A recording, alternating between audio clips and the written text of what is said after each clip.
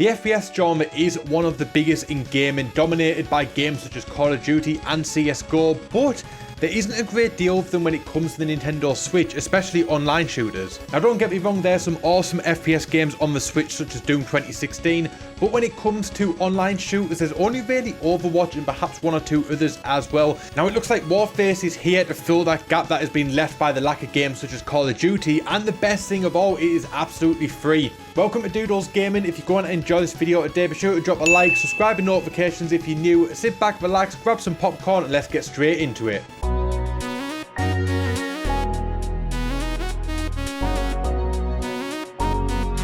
Now first things first, I just want to mention that throughout this video, a lot of the game footage you're going to be seeing is a match of me playing free-for-all. It was actually my third ever match on Warface on the Nintendo Switch and my first ever free-for-all match, and I did 50 kills with 21 deaths to win this game. And to be fair, I'm really impressed with that because I'm not a big Call of Duty player by any means, so to do that well, I'm very proud of that, although I do suspect it's probably because of low skill gap on the Nintendo Switch. After all, that's why I play Fortnite, because I'm not good enough to hang with the PC players.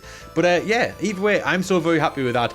But first up, we're going to dive into the graphics of the game. And graphically, the game is, well, it's not fantastic. The graphics are more than passable, the characters look decent enough, the guns look fine, the environment is alright, but there are some instances such as the gravel terrain that looks like it's been ripped straight out of a mobile game. I suspect the game looks vastly better on other platforms such as PC, but it doesn't look too bad and more than playable. Just don't expect Call of Duty Modern Warfare graphics. Now, as I mentioned before, I'm a Fortnite player on the Nintendo Switch, so because of that, I am always very mindful of frame rates. The game plays at 30 FPS with some drops here and there. Some games such as Diablo 3 do play at 60 FPS, but for a fast-paced FPS game, I did expect 30 FPS from this one. And now, as much as I do love the Switch, it is just a glorified tablet that isn't that powerful unless you really know how to make the most of what's under the hood. But the good news is the frame drops weren't too frequent in my experience, but they did happen from time to time. Now, I know people harp on about graphics and frame rates, but none of that would really matter if the gameplay wasn't there. And I've got to say, the game truly shines when it comes to the gameplay aspect. As I mentioned before, the game is free to play and has a lot of content from PvP modes such as TDM and free-for-all, to various bomb plant and base capturing modes and stuff like that. The Switch port does have fewer game modes though than other platforms. It has 6 modes, whereas other platforms have 10, including a Battle Royale mode. The game also has 2 co-op modes too, a regular co-op mode where you play through missions completing various objectives, and a Spec Ops mode with missions that take considerably longer to complete than the regular co-op missions. These also tell a story complete with a narrative in the form of a comic book. Now these are really fun to play and are really diverse with a lot of different elements to them. You start the Spec Ops mode on Mars with laser rifles fighting aliens and droids, far different than what you'd expect from a Call of Duty style game. Now, one downside to note is that these co-op missions have to be played online, meaning you have to get matched up with a team of players. Now, I'm not 100% certain if there's AI characters in it should there be no one to match with, or whether you just get stuck in an endless queue trying to find a lobby. The game's only recently released on the Switch, so it's still got plenty of people playing it, but I'm not sure how popular the co-op missions will be long term, so hopefully this won't become an issue in the future. I also hope they continue to add more missions as well, because these are really fun and a great change of pace from just cycling through the PvP modes. Now, speaking of the PvP modes, I had so much fun with these. Now, I'm not a huge player of games like Call of Duty and CSGO, so I'm not the best player in the world, but I was immediately able to jump in and have so much fun. The game plays a lot like a Call of Duty. During the tutorial, I didn't even need to look at which buttons I needed to press to perform the actions because the buttons are mapped in a very intuitive way, so you can just jump in without any real practice. It also incorporates some really fun mechanics such as sliding, which has been previously done in other games such as Black Ops 3. Now, as I mentioned before about this free-for-all match, I got 50 to 21, that is what you're seeing now. And that just proves that this game is really easy to pick up and play. As I mentioned, my third match, my first free-for-all match, and I dropped a 50-21. And I'm very proud of that one, although like I said, I do suspect the Switch skill level is a lot lower than say PC or console. And as I mentioned, that's why I play Fortnite on the Switch. Now, as with a Call of Duty game, character customization is also what you'd expect to find, and you do in this game as well. You can unlock new weapons and armor as you progress, and you also have a variety of classes to choose from, such as medics, engineers, and stuff like that.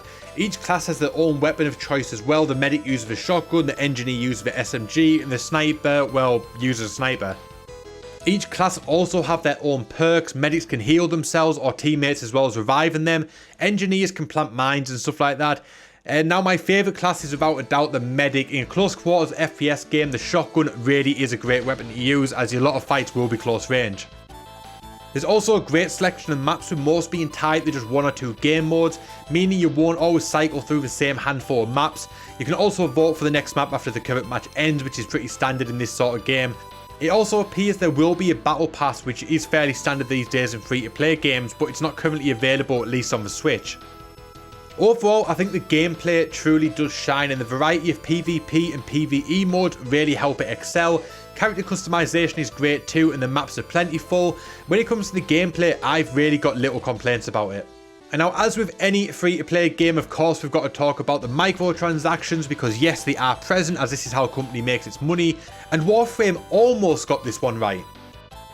Now, I'm against any microtransactions which are pay to win, and Warface kind of has them, but not in a hugely game-breaking way. The game has 3 forms of currency: Warface dollars and crowns, which are earned in-game and are used to purchase upgraded weapons, armor and stuff like that, and credits, which are bought with real money. Now, credits can be used for premium cosmetics as well as renting guns. Guns, armor and stuff like that can be purchased permanently using Warface dollars and crowns, or bought for 2 hours using real money. It's almost like demoing a weapon before you go and spend in-game currency. While this is kind of pay to win, I wouldn't necessarily say it is. You could purchase the best guns in the game, but only for a couple of hours, so I can't really see it being that much of a factor, as most of the guns are easily obtainable within just a few hours of play.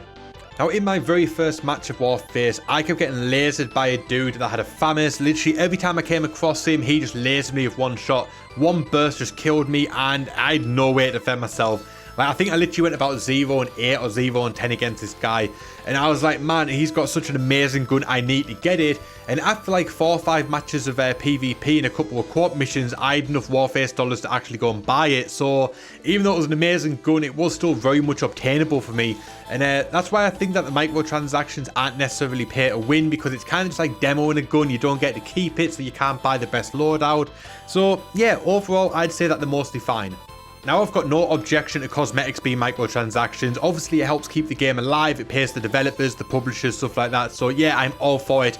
But I don't believe in purchasing weapons, so I'm glad the developers only made it a short-term rental purchase and not allowing someone to buy the best loadout permanently. Now for my final thoughts, I think Warface is a very, very well put together game. It's got potential to become a top game on the platform. The game has a lot of content that you'd expect from an FPS game, but also including fun elements such as the Spec Op missions. Now, these weren't something I was expecting in a free-to-play game, but they'll be a big reason why I'll keep coming back. The game could look better, but for a Nintendo Switch port, it's as expected. As time goes on, I imagine things like potential frame drops will be ironed out as well. If you have a Nintendo Switch and you enjoy FPS games, I recommend you trying this, because after all, it's free, so what do you have to lose?